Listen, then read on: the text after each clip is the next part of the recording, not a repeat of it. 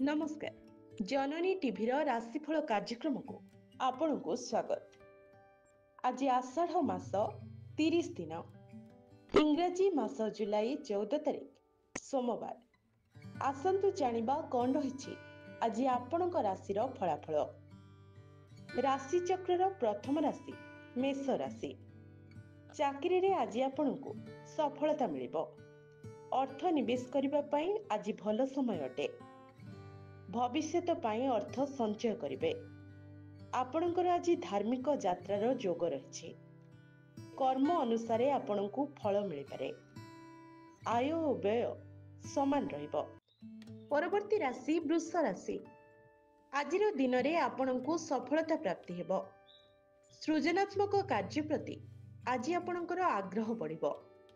अधिक खर्चांत होई पारंती। आशा करिथिबा दिगरु आपणकु धन प्राप्ति हेबो। बंधुंको सहयोग मिलिबो। छात्र छात्री माने आज कृतकार्य हेबे। आसंतु जानिबा मिथुन राशि संपर्क रे। आज परिवार सदस्यंको सहयोग मिलिबो। राजनीति रे आपण सक्रिय हेबे। अतिथि सत्कार रे आपणकर समय बीतिबो। ऑफिस रे पदोन्नतिर संभावना रहिछि। छात्र छात्री माने प्रवेशिका परीक्षा लागि प्रस्तुति करिवे। परवर्ती राशि कर्कट राशि। व्यवसाय रो आपणकु लाभ मिलिबो। अर्थ निवेश रो आज दूरे रुहंतु। पुराना बंधुंको सह आपणकर भेट हेबो। दाम्पत्य जीवन सुखमय हेबो। अचानक दूरस्थान को यात्रा करि पारंती। आंठुगंठी समस्या बढ़ी पारे। आसंतु जानिबा सिंह राशि संपर्क रे। दिनटी आपणकु मिश्र फल प्रदान करिबो। व्यवसाय संबंधित नुआ योजनारू वंचित रहिबे। मन आज आपणकर खुशी रहिबो। धार्मिक कार्य रे शामिल हेबे। संतानक भविष्यत को नै पितामाता आज चिंतारे रहिबे। परवर्ती राशि कन्या राशि। आर्थिक स्थिति आपणकर भल रहिबो। सुखद यात्रार जोग रहिछि। बहुदिनर आशा आज आपणकर पूरण हेबो। शिक्षा क्षेत्र रे सफलता प्राप्त हेबो। भाई और भौणीकर सहयोग मिलिबो। स्वास्थ्य रे उन्नति परिलक्षित हेबो। आसंतु जानिबा तुला राशि संपर्क रे। प्रेम संपर्क रे प्रगाढ़ता आसिबो। छात्र छात्री माने कर्मचंचल हेबे। आज आईनजीवी को सफलता मिलिबो। घर को अतिथि आगमन हेबार संभावना रही। जीवन साथी नुआ कार्य को नहीं खुशी अनुभव करिवे। परवर्ती राशि बिच्छा राशि।